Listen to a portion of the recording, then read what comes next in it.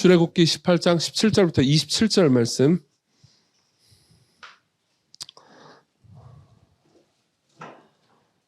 제가 여러분들을 위해서 읽어드리겠습니다.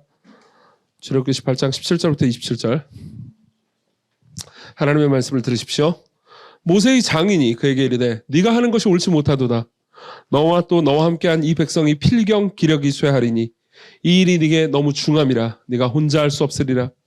이제 내 말을 들으라. 내가 내게 방침을 가르치리니 하나님이 너와 함께 계실지로다. 너는 하나님 앞에서 그 백성을 위하여 그 사건들을 하나님께 가져오며 그들에게 율례와 법도를 가르쳐서 마땅히 갈 길과 할 일을 그들에게 보이고 너는 온 백성 가운데서 능력 있는 사람들 곧 하나님을 두려워하며 진실하며 불의한 이익을 미워하는 자를 살펴서 백성 위에 세워 천부장과 백부장과 50부장과 10부장을 삼아 그들이 때를 따라 백성을 재판하게 하라.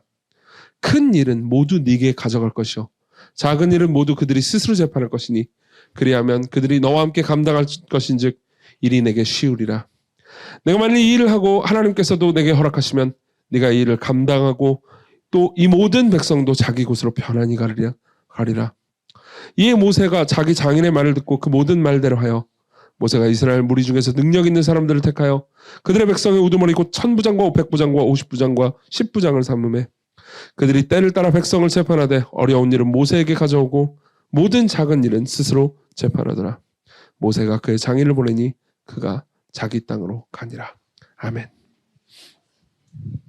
네, 이제 오랜만에 설교하는 것 같네요. 제가 거의 1월 달을 다 날려버리고 딴 데 가가지고 외유하느라 정확히 말하면 아빠 돈 벌려 돌아다녔으니까 조만간 아빠가 밥 사줄게요. 뭐야 이게 이상하네요. 어쨌든 그래서 오랜만에 출애굽기로 돌아왔습니다. 출애굽기의 내용을 오늘 내용을 간단하게 좀 소개를 하고 그 다음 메시지를 좀 전달하도록 하겠습니다. 이스라엘 백성들은 출애굽을 했습니다. 그리고 광야에서 여러 가지 사건들이 있었고 그리고 그 여러 가지 사건들은 하나님을 속상하게 하고 모세를 슬프게 할 만한 일들이 많았습니다. 그리고 그 가운데서요 아말렉이 쳐들어왔고요. 하나님께서는 아말렉을 대항해서 결국 모세가 그리고 이스라엘 백성들이 승리할 수 있도록 인도해 주셨습니다. 그게 이제 17장까지의 이야기예요. 그리고 18장에는 이제 생뚱맞은 좀 뭔가 독특한 사건이 하나 등장합니다. 이제 이스라엘 백성들에게 필요한 건 거의 끝났습니다. 이제 이스라엘 백성들이 시내산에서 율법을 받을 차례예요. 그리고 그게 사실 출애굽기 전체의 절정입니다. 그래서 20장이 이제 출애굽기의 절정이라고 보시면 돼요. 그리고 그 출애굽기의 절정으로 가기 이전에 그러니까 18장에 나오는 이상한 이 한 사건은요. 내용이 두 개입니다. 그냥 딱 두 개예요. 1절부터 11절까지의 내용은 간단합니다. 그러니까 모세가 이제 이 모든 것들을 다 마치고 좀 쉬고 있었어요. 정신 차리고 있었습니다. 근데 갑자기 미디안 사람 이드로라는 사람이 등장합니다. 이드로는 모세의 장인이에요. 모세는 결혼을 했었고요. 시포라라는 아내하고 결혼했었고요. 아들들도 있었습니다. 그리고 처음에 이제 출애굽하기 직전에 아들들과 시포라는 이제 자기 사는 곳으로 그러니까 친정으로 돌아갑니다. 친정 아버지가 이제 이드로라는 사람이죠. 여러분들이 영어로 제아트로라는 이름 같은 거 들어보신 적 있습니까? 이게 이드로예요. 어쨌든 이드로가 등장합니다. 이드로가 등장해서 이제 1절에 보면요. 모세의 장인이며 미디안 제사장인 이드로가 하나님이 모세에게와 자기 백성 이스라엘에게 하신 일, 곧 여호와께서 이스라엘을 애굽에서 인도하여 내신 모든 일을 들으니라. 그러니까 모세의 아내하고 모세의 아들들은요. 출애굽 사건을 경험한 적이 없는 거예요. 이스라엘 백성들이 모세가 이스라엘 백성들을 이끌고 애굽이 홍해가 갈라지고 그 가운데 건너고 그 하는 모든 일들을 아들들하고 이제 아내하고 그리고 장인은 겪은 적이 없는 거죠. 그리고 이제 모세가 이제 그 자기 가족들을 데리고 이드로가 돌아오고 나서 이제 자기 그동안 벌어졌던 일들에 대해서 쭉 이야기를 해주었죠. 그러니까 이드로는 굉장히 깊은 감명을 받습니다. 그래서요. 10절에 보면요. 우리 10절을 볼까요? 이드로가 이르되 여호와를 찬송하리로다. 너희를 애굽 사람의 손에서와 바로의 손에서 건져내시고 백성을 애굽 사람의 손 아래서 건지셨도다. 이제 내가 알았도다. 여호와는 모든 신보다 크심으로 이스라엘에게 교만하게 행하는 그들을 이기셨도다 하고 모세의 장인 이드로가 번제물과 희생제물들을 하나님께 가져오매 아론과 이스라엘 모든 장로가 와서 모세의 장인과 함께 하나님 앞에서 떡을 먹으니라. 이렇게 되어 있습니다. 그러니까 이드로는 그 모든 이야기를 듣고 굉장히 깊은 감명을 받았습니다.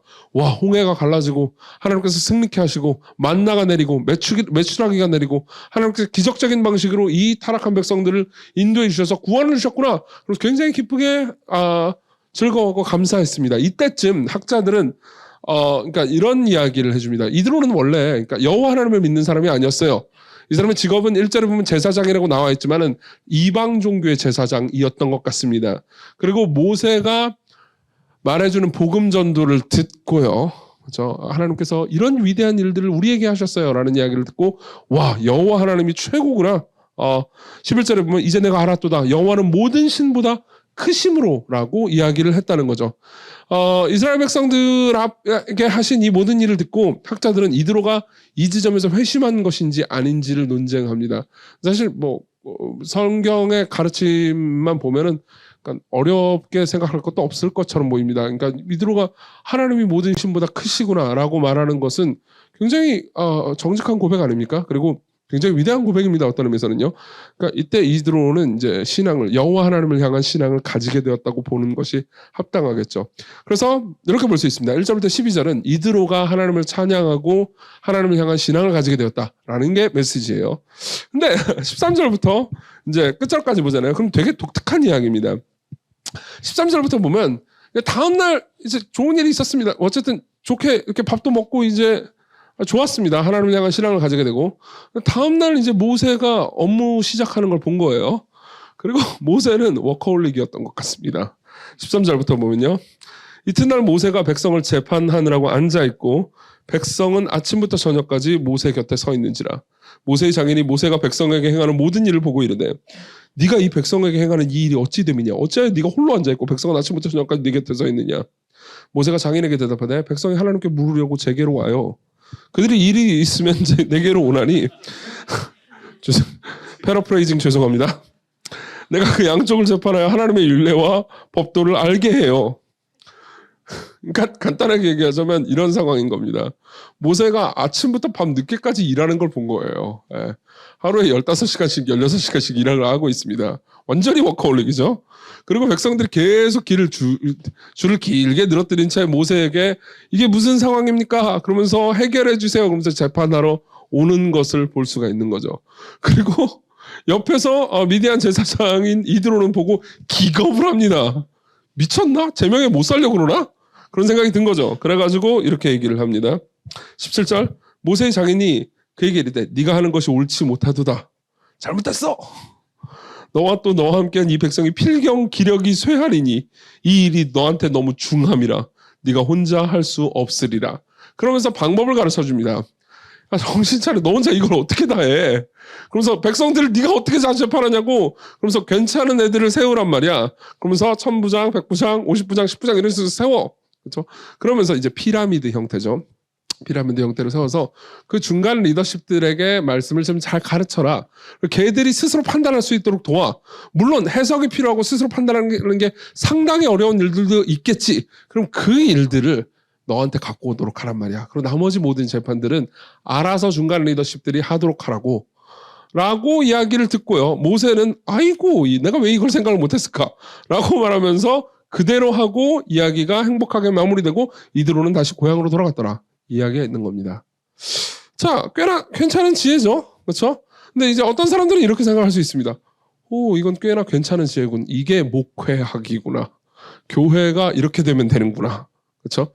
이 교회가 시건교회도 사람들이 늘어나고 성장하면 중간 리더십을 세워서 피라미드 이런 식으로 하는 것이 옳구나라고 생각할 수 있습니다. 그렇죠? 실제로 목회학이라든가 교회 성장학에 있어서 이 본문은 꽤나 중요한 본문이에요. 이렇게 해가지고 모두를 잘 돌볼 수 있도록 하여라. 그래서 교회 성장에 대비해라. 이게 이제 하나의 지혜인 거죠. 좋습니다. 이게 나쁘지 않습니다. 근데 그래도 질문이 하나 남습니다. 어떤 질문이 남냐면 근데 이 이야기가 여기 도대체 왜 이런 질문이 남는 거죠. 예. 하나님께서 이스라엘 백성들을 인도해 주시고 그리고 이제 율법을 주실 거예요. 근데 왜 그 이전에 이 이야기가 있는 거죠? 사실 학자들의 엄밀한 연구에 따르면 이 이야기는요. 율법을 주시기, 그러니까 십계명을 주시기 이전 이야기가 아니고 연대기로는 십계명을 주신 이후의 이야기라고 봅니다. 왜냐하면요. 16절을 한번 볼까요? 16절을 보면 이런 말씀이 있습니다. 우리 같이 읽어볼까요? 시작.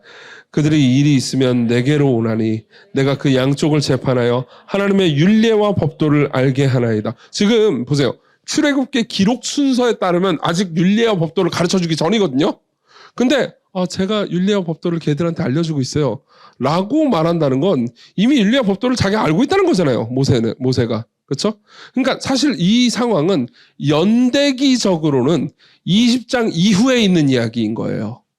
그렇죠? 연대기적으로는요. 근데 모세는요. 일부러 연대기적으로는 이후에 있는 사건을 문학적으로 앞에 배치합니다. 예. 여러분 성경은요. 그냥 연대기적으로 쓰인 책이 아니에요. 실제로 여러분들이 4복음서를 읽잖아요. 그럼 4개의 복음서가 연대기적으로는 조금씩 다르게 배치되어 있다는 것을 알 수 있을 겁니다. 이유는 뭘까요? 간단합니다. 신학적인 목적이 있었습니다. 예. 각 저자는요.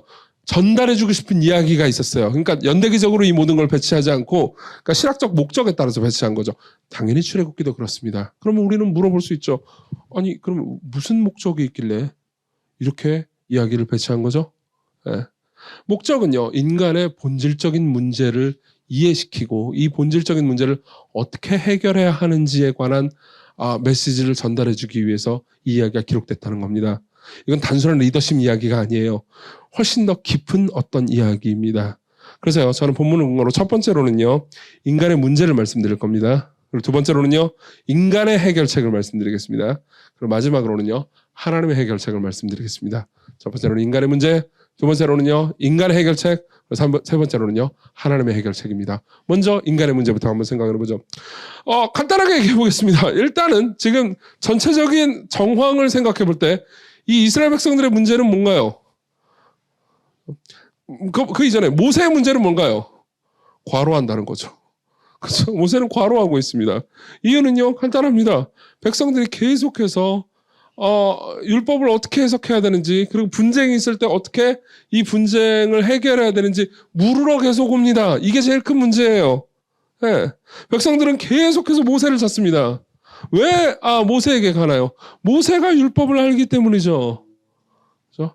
그리고 여기에는 한 가지 문제가 있습니다. 백성들 입장에서는 모세는요 하나님과 같은 존재예요. 네. 그리고 이게 진짜 문제인 거죠. 백성들은 모세를 하나님처럼 대하지만 모세는 하나님이 아니라는 거예요. 네, 모세는 하나님이 아닙니다. 하나님의 눈에 보이지 않으시는 분이기 때문에 인간은 하나님과 교제를 나눌 때 종종 하나님을 하나님으로 섬기기보다는 하나님을 말해주는 사람을 하나님으로 섬길 때가 많습니다. 이게 당시의 백성들의 문제였던 거예요. 그리고 이것은 인간의 문제이기도 합니다. 재밌는 게 뭔지 아십니까? 자, 보세요. 이드로가, 제가 아까 이런 얘기를 했잖아요. 장인인 이드로가 이제 막 회심한 사람이라고 볼 수 있다고요. 그렇죠? 근데 이드로가 막 회심을 했어요. 그렇죠? 믿은 지 얼마 안 됐단 말입니다. 믿은 지 얼마 안 되면 우리 교회도 이제 믿은 지 얼마 안 된 분들이 꽤 있죠. 그럼 보통 믿은 지 얼마 안 된 사람들이면 신앙이 좀 별로일 거라고 생각하기 쉽잖아요. 그렇죠? 그리고 믿은 지 오래된, 나머지 이스라엘 백성들은 믿은 지 오래된 사람이라고 볼 수 있는 사람들이죠. 그러면 신앙이 꽤 좋아야 마땅하지 않습니까? 근데 여기 이 구도를 보면요. 보세요. 이제 막, 하나님이 모든 신보다 크시도다라고 말하는 이드로가, 근데 왜 니네들은 전부 다 모세를 하나님처럼 여기고 모세만 찾는 거지? 아니, 다른 사람들한테도 말씀을 가르쳐. 어차피 모세도 하나님이 아니잖아. 다른 사람들도 말씀을 가르쳐가지고 그 말씀을 가르친 다음에 걔들이 완벽하게 해결하면 못하겠지. 모세처럼 하나님과 직방으로 만나는 애들은 아니니까. 그러니까 다른 사람들한테 배우도록 해가지고 다른 사람들이 말씀을 다시 가르치도록 해가지고 하면 되잖아. 라고 이야기하는 거죠. 이건 단순한 리더십 문제, 리더십 이야기가 아니죠. 뭐에 관한 문제죠? 이스라엘 백성들은 하나님을 전달해주는 인간을 하나님처럼 생각해버렸다는 거예요. 그리고 이드로가, 믿은 지 얼마 안 된 이드로가 오히려 잠깐만 모세는 하나님이 아니잖아. 하나님이 하나님이지. 라고 말하고 있었다는 겁니다. 예. 그리고 이거는요. 이거는 뭐랄까요. 이때 당시 이스라엘 백성들만의 이야기가 아니죠. 우리 모두의 이야기입니다. 인간은요. 작은 틈만 나도 그러니까 하나님이 아닌 어떤 거를요. 하나님으로 삼는 경향이 있습니다. 지미 도드라는 목사님이 있습니다. 이분이 쓴 책 중에서 재미있는 책이 있어요. 제목이 목사도 사람이다라는 제목의 책입니다.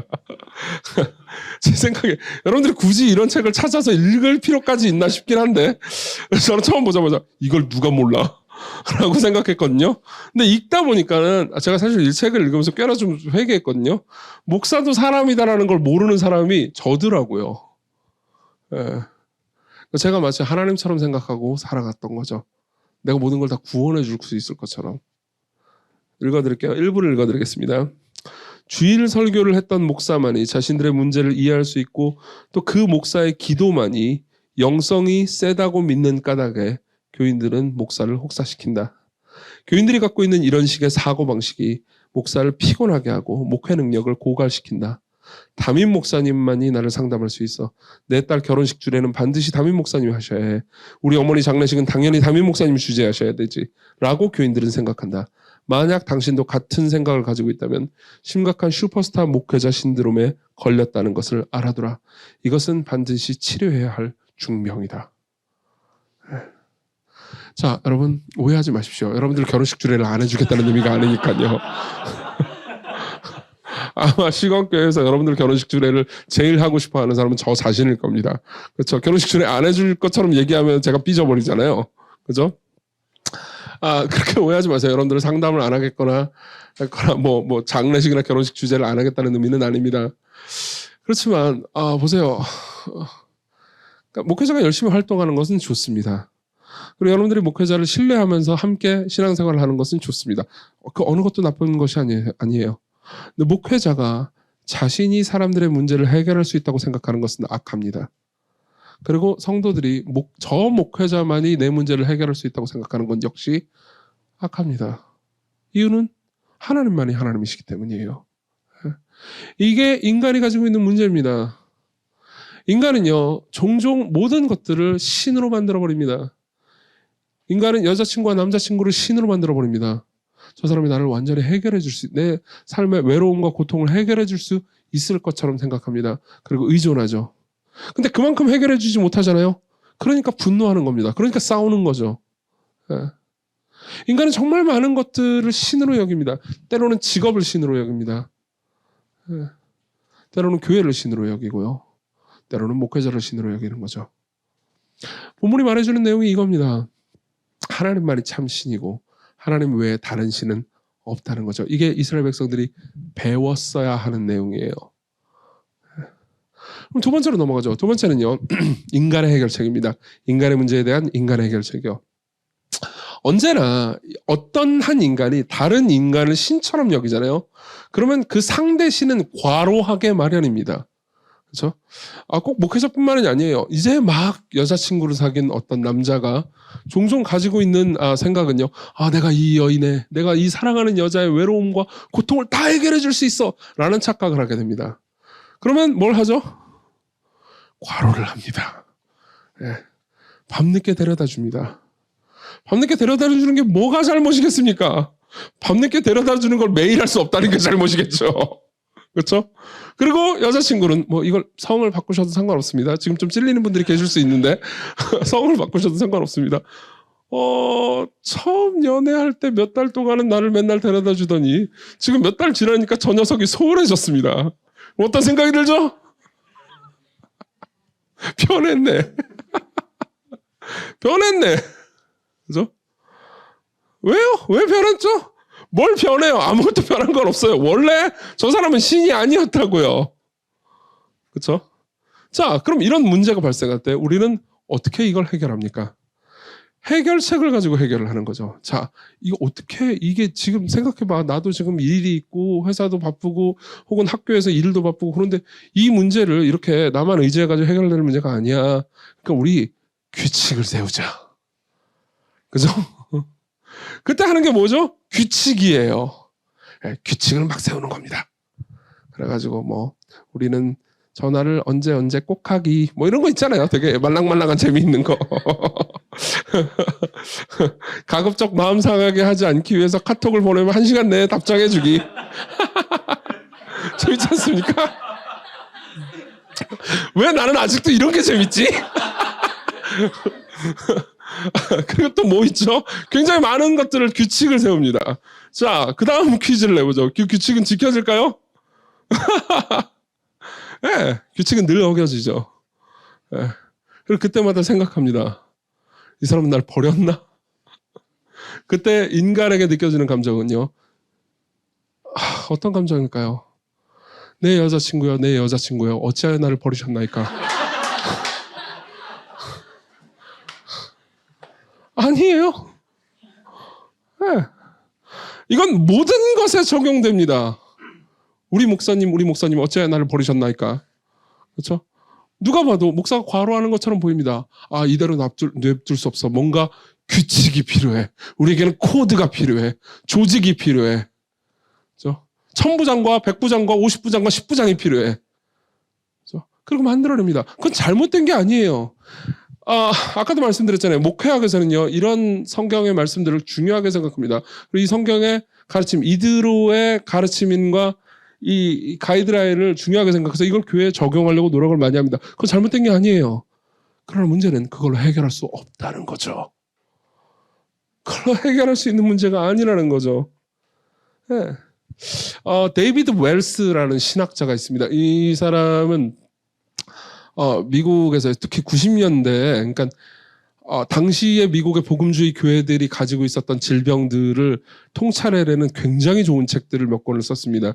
그리고 저도 그 책들을 다 읽었고요. 그리고 제가 목회를 하는데 굉장히 도움을 많이 받았습니다. 그 중에 하나가 윤리실종이라는 아주 탁월한 책입니다. 제목이 윤리실종이고요. 우리나라말로도 번역이 됐습니다. 거기 보면요, 이런 이야기가 있습니다. 들어보십시오. 스스로를 도덕적인 존재로 깨닫는 우리의 인식이 약해짐에 따라 이 중간 영역은 오늘날 날마다 위축되고 각각 양쪽에 자리한 법과 자유의 영역으로 흡수되고 있는 형편이다. 그 다음, 자, 앞문장은 뭔 소리인지 어렵죠? 근데 그 다음 잘 들어보세요. 한때 교회, 가정, 인격, 신념, 심지어 문화적인 기대가 인간 본성을 가르치고 제지함으로써 성취한 일들이 이제는 법에 의해 수행될 수밖에 없다. 그래서 우리가 끊임없이 과격하고 부도덕한 개인주의의 불길을 북돋는 그런 불길을 끄기 위해 점점 더 많은 소송과 규제를 계속 사용해야 한다면 앞으로 어떤 일이 발생하게 될까? 무슨 말인지 이해되십니까? 사실 이건 미국 배경을 이해하면 조금 더 편할 겁니다. 아마 미국 생활을 조금이라도 해보실 거나 그 문화를 좀 알고 계신 분들이라면요. 미국은 소송의 나라이고 변호사의 나라라는 것을 알게 될 겁니다. 그렇죠? 싸우잖아요? 그러면요. 대충 대화로 해결이 안 됩니다. 그렇죠? 그럼 어떻게 되죠? 법정에 가서 봐야 됩니다. 그 가운데 변호사는 돈을 벌죠. 네. 미국은 점점 그렇게 변해가고 있습니다. 사실은 우리나라도 비슷하죠. 우리나라는 옛날에 친구끼리 학교에서 싸우잖아요. 그럼 선생님이 일로 와. 그런 다음에 둘 다 머리를 쿵쿵 했습니다. 그리고 쿵쿵 하면서 너네 싸우면 돼, 안 돼? 당연히 안 되죠. 자, 화해해, 악수해, 서로 끌어안아. 용서합니다. 사랑합니다. 자, 빨리 가서 공부나 해. 이러고 이야기가 끝났어요. 그렇죠? 이건 어떻게 해결을 한 거죠? 이건 일종의 강압으로 해결했다고 볼 수도 있지만요. 도덕으로 해결했다고 볼 수도 있습니다. 도덕과 윤리요. 그렇죠? 도덕과 윤리가 작용하고 있었어요. 도덕과 윤리가 압도적인 좋은 건 아니지만요. 최소한 법보다는 낫습니다. 왜 그럴까요? 지금은 어떻게 해야 되죠? 자, 법정에서 봅시다. 이게 더 우리를 행복하게 하고 낫게 만들어요. 물론 저는 오해하지 마십시오. 이런 모든 상황을 다 그냥 옛날에 과거의 방식대로 회개해가지고 머리 한 번씩 쿵 쥐어박고 나서 서로 사랑합니다. 이런 식으로 해결하라는 의미가 아니에요. 네. 그렇지만 과거의 방식이 꼭 현대의 방식보다 인간을 더 괴롭히는 거라고 볼 수는 없다는 거예요. 현대의 방식이 과거의 방식보다 훨씬 더 낫다고 볼 수는 없습니다. 네. 저는 혹시 오늘 여전히 이분에 대해서 제가 평가를 하는 것은 꺼리고 싶습니다. 그렇지만은 어쨌든 재미있는 예화니까는 얘기를 하나 들려드리죠. 혹시 주호민 씨를 아실 거예요. 아마 주호민 씨 신과 함께 웹툰의 작가기도 하죠.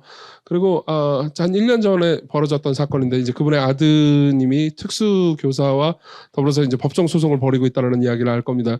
그리고 지난주인가 어젠가 하여튼 결과가 나왔죠. 1심의 결과가 나왔습니다. 이 주호민 씨의 아들은 학대를 받은 걸로 나왔고요. 그리고 특수교사는 이제 죄가 있는 걸로 결론이 났죠. 1심의 결과가 그거였습니다. 오늘 아침에 이제 제가 김현정의 뉴스쇼를 보는데 듣는데 그 주호민 씨 인터뷰가 나오더라고요.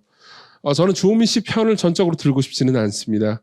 그리고 주호민 씨 편을 그 상대의 그 교사 편을 전적으로 들고 싶진 않아요. 사실 우리는 정확히 모든 일이 어떻게 일어났는지 모릅니다. 하지만 제가 그걸 들으면서요, 이제 주호민 씨도 억울한 일이 꽤 많았더라고요. 억울한 얘기, 하고 싶은 얘기들이 굉장히 많았고, 그리고 그 과정 중에서 언론이 악의적으로 무언가를 얘기한 게 굉장히 많았더라고요. 그래서 들으면서 저는 이번 참 억울했겠다 이런 생각이 들었습니다. 근데 그 이야기를 들으면서 제가 제 마음 가운데 제일 먼저 떠올랐던 거는요, 그러니까 이런 거였어요. 이게 그러니까 과거가 무조건 좋다는 건 아닙니다. 근데 과거에는 대화로 해결할 수 있는 문제였던 것 같아요. 대체로 대화로 해결하는 문제였죠. 근데 이제는요, 전 국민이 나서야 되는 문제가 됐습니다. 전 국민이 댓글로 욕을 하고, 전 국민이 법정 판사한테 이래라 저래라 라고 말하면서, 판사가 사람들의 비난을 받으면서 모두에게 상처를 주면서 해결해야 사실상 해결도 잘 안 되는 문제가 되어버렸던 거죠. SNS가 발달했습니다. 우리 모두가 행복해졌나요? 여러분 인스타그램 덕분에 행복해졌나요? 생각해보세요. 인스타그램을 올릴 때 여러분들은 보정 프로그램이 없으면 올리지도 못하잖아요. 제가 여러분들은 너무 비난했나요? 보정 프로그램 좋아요.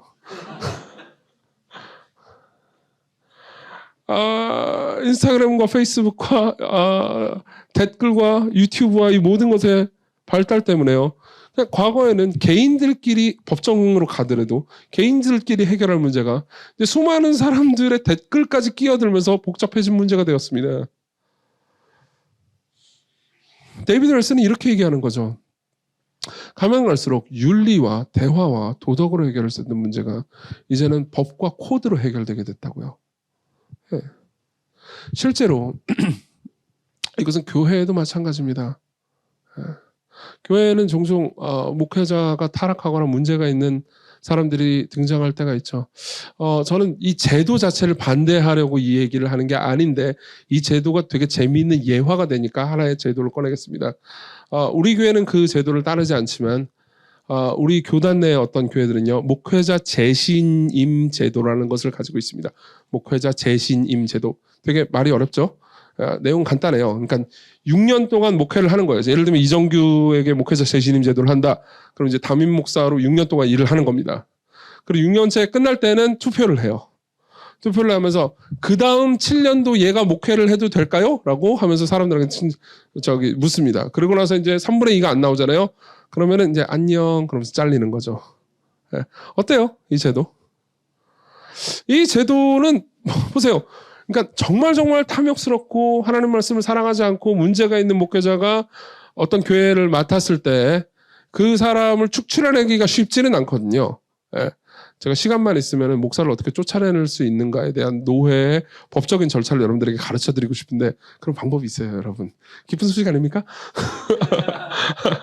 지금 시간이 별로 없기 때문에 지금 그 얘기를 하진 않겠습니다. 관심 있는 분들은 끝나고 저한테 물어봐 주십시오. 아니면 제자 훈련 받으면서 다 배웁니다. 근데 보세요. 근데 꽤나 복잡해요. 복잡하고 어렵고 괴롭단 말이에요. 그렇죠? 그러니까 이제 자동적으로 6년에 한 번씩 투표를 하는 거죠. 어떻습니까? 편안하잖아요. 쫓아낼 수 있고. 그거 너무 불안할 것 같은데요? 그럼 네가 잘하면 되지. 그래서, 저는 이 제도가 나쁘다고 생각하고 싶지도 않고 뭐 이 제도를 싫어하지도 않습니다. 딱히. 누가 시간교회 이 제도를 도입하자고 하면요. 그 제도를 도입해도 되는지 투표로 한번 물어보고 많은 사람들이 투표에 찬성한다고 그러면 도입할 생각도 있습니다. 딱히 이 제도에 대해서 반감은 없어요. 하지만 이런 생각이 듭니다. 보세요. 목사가 이 제도 아래에 있잖아요. 그럼 어떤 문제가 발생하면 제가 순전히 목사 편의 생각이라는 것을 염두에 두십시오.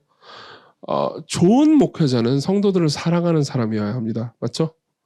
그리고 목회자가 성도들을 별로 사랑하지 않고 말씀을 사랑하지 않잖아요. 그럼 이 사람은 그냥 나쁜 직장인이 아니죠. 폐륜 아버지잖아요. 맞아요? 네. 근데 예를 들면 6년에 한 번씩 투표해가지고 자를 수도 있다라고 말하면요. 사람들은 그리고 목사 스스로도 자신을 직장인이라고 여길 가능성이 농후합니다. 그렇죠? 이게 좋은가요? 바꿔서 말하자면 이 문제가 목회자로 하여금 사람들을 사랑하게 하는 걸 돕나요? 이런 코드가 안 좋은 목회자를 좋은 목회자로 바꿀 수 있습니까? 혹은 이 코드가 좋은 목회자가 교회에서 나고 자라게 만들 수 있습니까? 다시 한번 말하지만 이 제도가 나쁘고 싫다고 말하는 게 아닙니다. 이 제도가 무언가를 해결할 수는 없다고 얘기하는 거죠. 이게 모세 제도예요. 그리고 이드로가 제안한 해결책의 핵심입니다. 저는 이 본문의 의미를 깨닫기 위해서 굉장히 노력을 했습니다. 그리고 되게 이게 도대체 어떤 영적인 의미가 있는 거지? 라고 생각했는데 피터 엔즈라는 학자가 있었습니다. 피터 엔즈라는 학자가 이 본문을 주석하는데 던졌던 질문이 저한테는 엄청난 도움이 됐습니다. 피터 엔즈는 우리에게 이런 질문을 던집니다. 모세는 도움이 필요하다. 근데 모세가 무엇을 하기 위해 도움이 필요한 것인가? 이런 질문을 던집니다. 무슨 말일까요? 보세요. 지금 피터 엔즈의 질문은 이겁니다. 하나님이 율법을 이렇게 주셨어요. 그리고 사람들은 율법을 지키면 됩니다. 율법을 사랑하고 기뻐하면요. 사람들은 율법을 지키면서 행복해할 수 있을 거예요. 그리고 분쟁과 다툼도 없을 겁니다.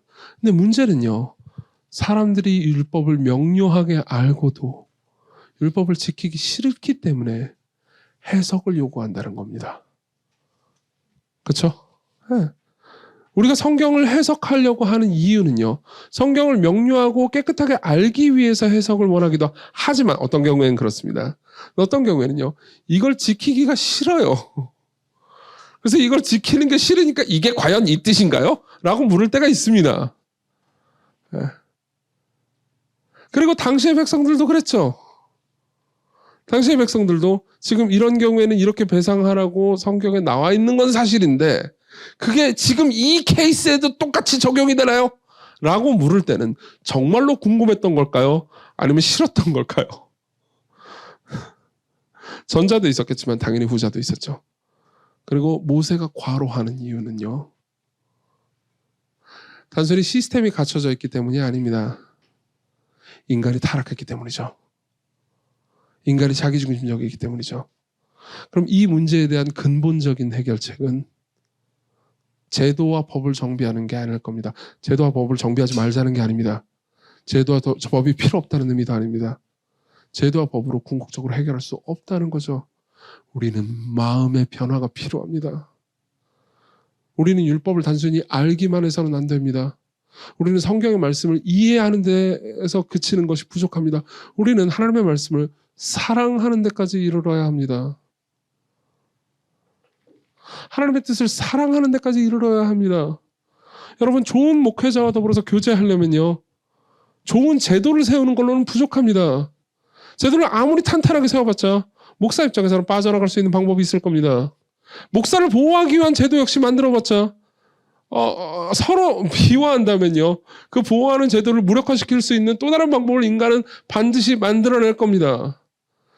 그리고 그 제도를 잘 지켜봤자 서로 사랑하지 않는다면 그 관계가 무슨 의미겠습니까? 그렇죠? 모든 법과 제도를 무력화시키는 것은 악도 무력화시킬 수 있죠. 그렇죠? 악한 마음을 품잖아요. 미움을 품잖아요. 그럼 아무리 법과 제도가 촘촘하게 구비되어 있어도 저는 어떤 방식으로든 여러분들을 괴롭히는 목사가 될 수 있을 겁니다. 그렇죠? 근데 또 하나 법과 제도를 무력화시키는 방법이 있죠. 제가 여러분들을 사랑한다고 합시다. 제가 여러분들을 정말로 사랑한다고 해보세요. 그럼 법과 제도 따위가 필요 없기 때문에 그 모든 것들은 무력화됩니다. 이해하십니까? 그래서 본문은요. 단순히 리더십의 지혜를 가르쳐주는 것이 아닙니다. 본문은 오히려 이걸 말해주는 겁니다. 인간이 가지고 있는 궁극적 문제가 무엇이며 그것을 해결하기 위해서 내놓는 인간의 해결책이 어떻게 인간을 궁극적으로 바꿀 수 없는가를 말해주는 거죠. 그 근거가 뭔지 아세요? 그 다음에 율법이 나옵니다. 20장에 보면 율법이 나와요. 그리고 조금 더 지나가잖아요. 그럼 32장에 보면 율법과 법과 제도와 잘 정비되고 1000부장, 100부장, 10부장, 50부장 다 있어도 이스라엘 백성들은 그 모든 리더십들이 율법을 잘 알고 있었는데도 불구하고요. 32장으로 가잖아요. 그럼 이스라엘 백성들은 금송아지를 만들어서 우상 숭배합니다. 그죠? 이드로가 제시한 모든 제도가요. 한 방에 무너지는 광경이었죠. 그렇죠? 자, 그래서 마지막으로 세 번째로 넘어갑니다. 궁극적인 해결책이 무엇입니까? 궁극적인 해결책은요. 우리가 마음으로 그분을 사랑하게 되는 겁니다. 신명기 6장에 보면요. 신명기 6장은 모세가 죽기 직전에 한 말입니다. 모세가 평생 목회를 좀 해보니까 이 이스라엘 백성들을 좀 데리고 살아보니까 이제 율법을 가지고 이래라 저래라 라고 말하는 뿐만 아니라 율법을 사람들에게 잘 가르치면서 좋은 시스템을 마련하는 것만으로는 궁극적인 우리의 문제가 해결되지 않는다는 것을 알게 됐습니다. 그래서 이렇게 말해줍니다. 들어보세요. 신명기 6장 4절 이스라엘아 들으라. 이걸요 모세의 유언으로 생각해 보세요. 단순한 말로 생각하지 말고 모세의 유언과 절박한 심정을 가지고 여러분들에게 하는 말씀으로 한번 생각해 보십시오. 이스라엘아 들으라. 우리 하나님 여호와는 오직 유일한 여호와시니 너는 마음을 다하고 뜻을 다하고 힘을 다하여 내 하나님 여호와를 사랑하라. 오늘 내가 내게 명하는 이 말씀을 너는 마음에 새기고 네 자녀에게 부지런히 가르치며 집에 앉았을 때든지 길을 갈 때든지 누워있을 때든지 일어날 때든지 이 말씀을 강론할 것이며 또 너는 그것을 내 손목에 매어 기호로 삼으며 미간에 붙여 표로 삼고 네 집 문설주와 바깥 문에 기록할지니라. 이 말이 무슨 말이죠? 그렇게 촘촘하게 성경 말씀을 다 붙여놓으면 된다는 의미인가요? 아니요. 계속해서 말씀을 생각하고 묵상하고 생각하고 묵상하면서요.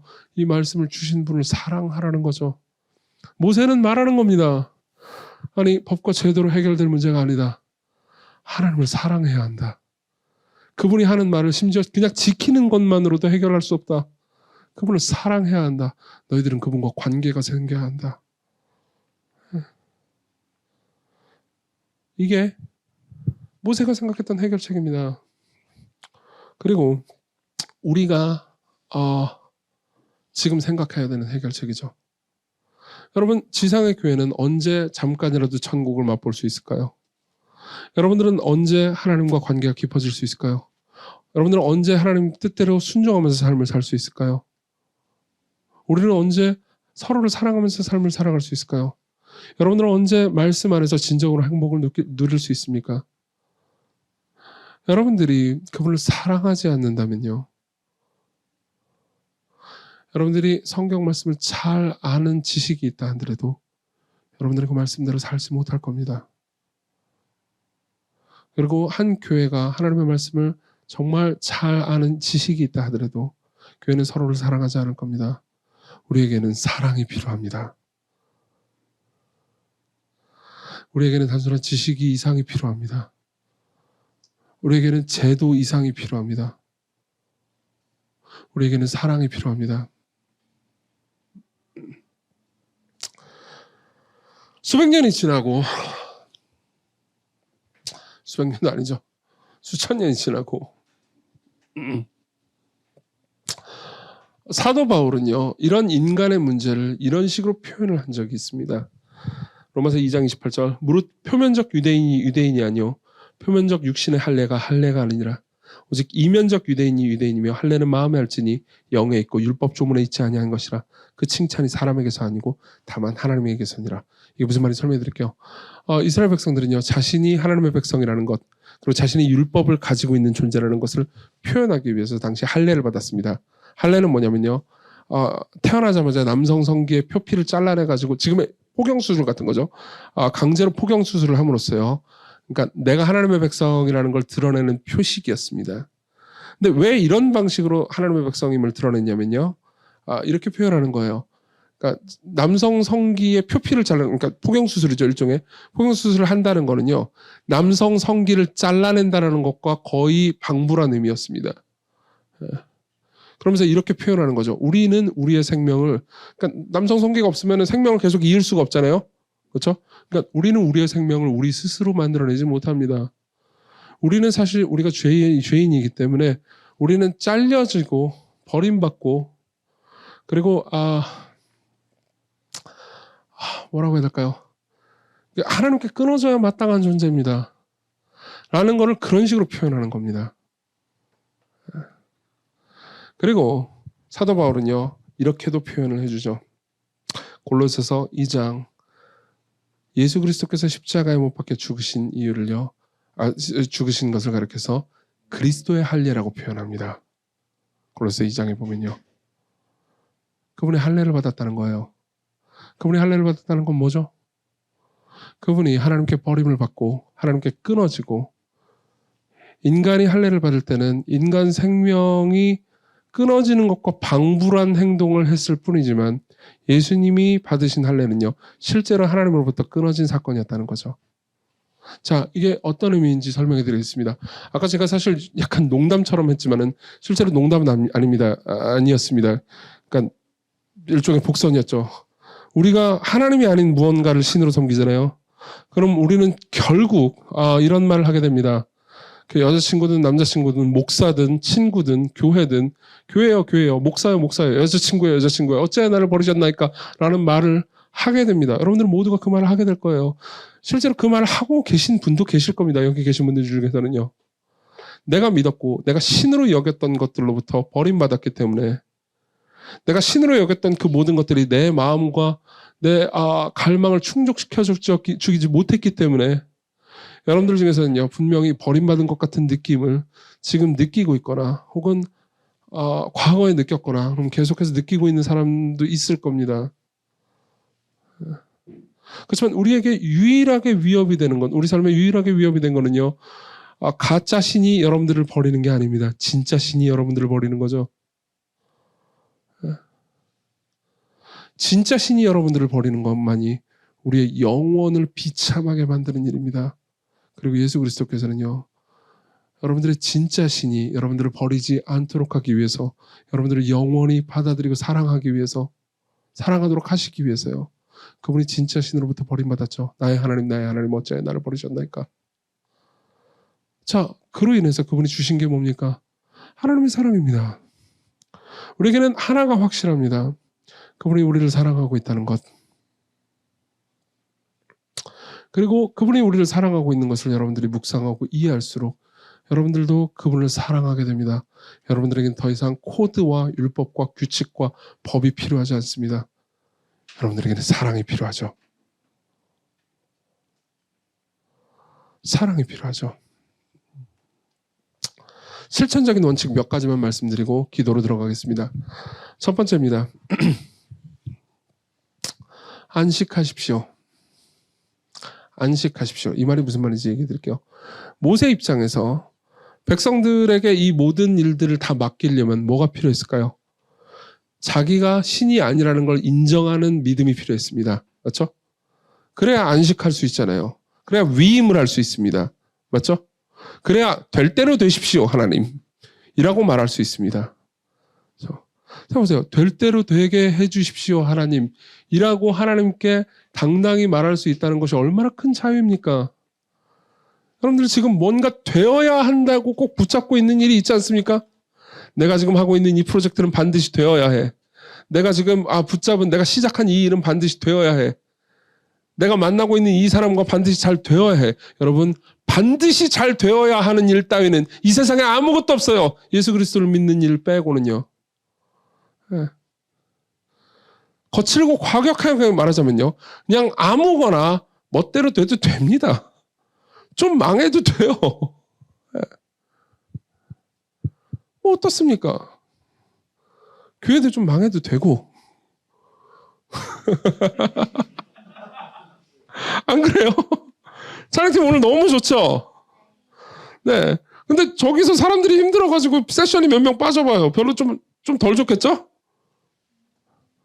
좀 더 좋을 거 아니에요, 음악적으로는. 그럼 뭐 어때요? 그냥 덜 좋게 찬양하면 되지, 까짓 거. 안 그래요? 네. 금요기도에 오늘 많이 오니까 좋죠? 네, 적게 오면요? 네, 될 대로 되는 거예요. 그렇죠? 하나님께서 그때 그 사람을 만나기 위해서 다른 방식의 계획을 하셨겠죠, 뭐. 네. 우리는 신이 아니에요. 하나님이 참 신이십니다. 그리고 두 번째로는요, 사실 첫 번째하고 연결되어 있는 겁니다. 그런 안식을 누리는 방법이요, 무엇입니까? 기도하는 겁니다. 지속적으로 기도하는 것은요, 내가 하나님이 아니라는 것을 하나님께 계속해서 표현하는 방법입니다.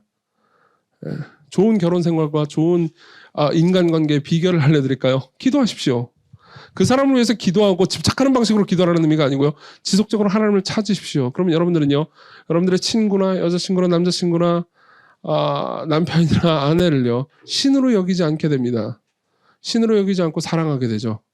여러분들의 직장을 신으로 여기지 않고 사랑하게 될 수 있습니다. 그러면 자유해지는 거잖아요. 그럼 그 사람도 자유해지는 거고요.